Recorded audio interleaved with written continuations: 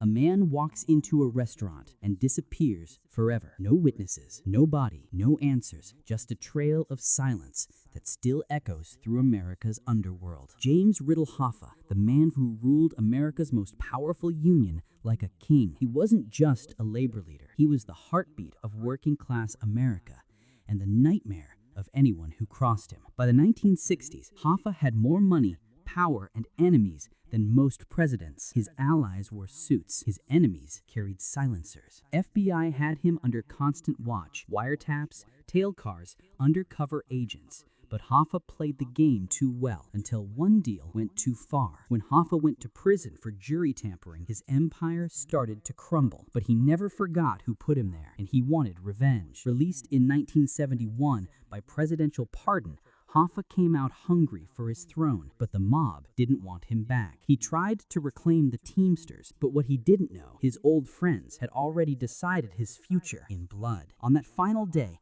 Hoffa thought it was just another meeting. He was told to meet Anthony Giacalone and Tony Pro at 2 p.m. No one saw him leave. No one saw him return. But one witness said he looked nervous, like a man who'd already seen his fate. When Hoffa didn't come home, his family called the police. Within hours, the biggest manhunt in FBI history was launched. Reporters swarmed the diner. Every hour brought a new theory: abduction, betrayal, or a deal gone bad. But one thing was clear: someone wanted Hoffa erased. The FBI found his car abandoned.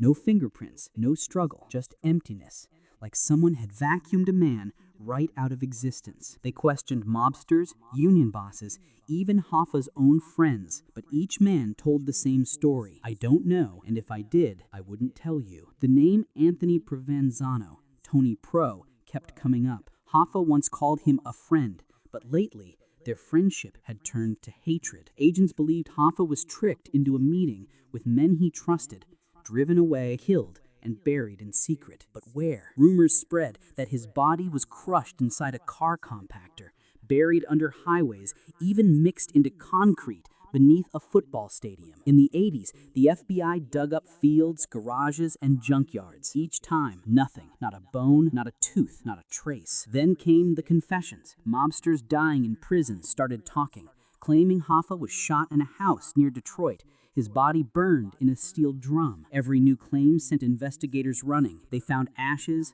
bones, but never proof. Hoffa's ghost had become bigger than the man himself. Decades later, satellite scans, radar tech, even deathbed confessions couldn't solve it. The only certainty left is whoever silenced Hoffa stayed silent forever. Half a century later, the name Hoffa still hangs in the air like cigar smoke. Every few years, someone says, "I know where he is," and the hunt begins again. In 2012, agents dug under a suburban driveway in Michigan. The owner swore he saw a body buried there in '75. After 2 days of digging, nothing but soil. Another tip led to a landfill in Jersey, said to be run by mob-connected contractors. They tore through layers of garbage from the 1970s. No Hoffa. But digital sleuths, Reddit detectives, and YouTube theorists weren't ready to quit. One viral claim said Hoffa was buried under the old Giant Stadium in New Jersey. Still, the mob link refuses to die. Names like Russell Bufonalo,